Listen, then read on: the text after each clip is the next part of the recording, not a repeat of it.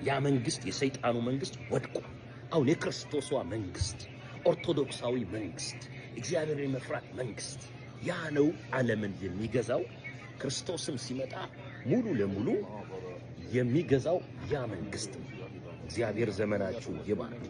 እግዚአብሔር ዘመናችሁን ይባርክ። ምን ለማለት ፈልጌ ነው? ትሁታኖች ሁኑ።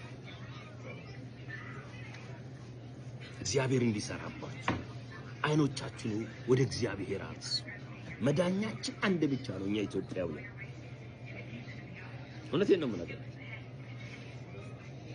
መዳኛችን እግዚአብሔር ብቻ ነው። መትረፊያችን እግዚአብሔር ብቻ ነው። ወደ እግዚአብሔር እንመለስ።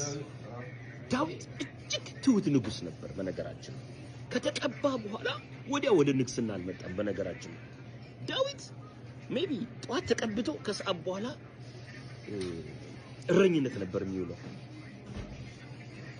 ሳኦልን ንጉስ ሳኦልን ክፉ መንፈስ ያስጨንቀው ስለነበር ዳዊት ደግሞ በገና በመደርደር እዛ እረኝነት ሲውል በገና እየደረደረ እየተጫወተ እየዘመረ ስለሚውል ዳዊት ይጠራ ነበር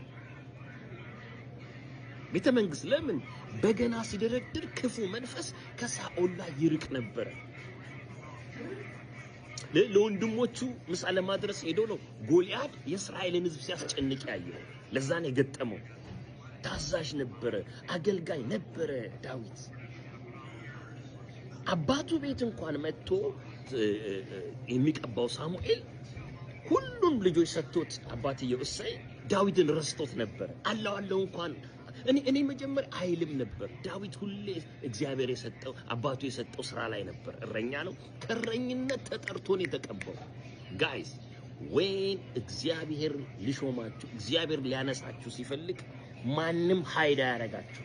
እውነቴን ነው የምነግራችሁ። በባትሪ ተፈልገ ወጥተህ ትነግሳለህ። እግዚአብሔር የተመሰገነ ይሁን። ማንም የኢትዮጵያን ገዥነት ማንም አያቆመው። የኛ ኃይላችን እግዚአብሔር ነው። ለኛ ኃይላችን ጸሎታችን ነው። የኛ ኃይላችን መስቀላችን ነው። የኛ ኃይላችን እግዚአብሔር ነው። ያቱም ዓለም የተጠማው እውነተኛ መሪ፣ እውነተኛ የቤተ ክርስቲያን መሪ፣ ብዙ እህቶቻችን የተጠሙት እውነተኛ ባል፣ ብዙ ልጆች የተጠሙት እውነተኛ አባት። ስለዚህ ነው እግዚአብሔር በብዙ ቦታ ላይ የሾመ። ዓለማችን የምትመራው የብዙዎች አገራት መሪዎች አጭበርባሪዎች፣ ሌቦች፣ ሰዎችን አጎሳቃዮች። ስለዚህ ያ መንግስት እየፈረሰ ስለሆነ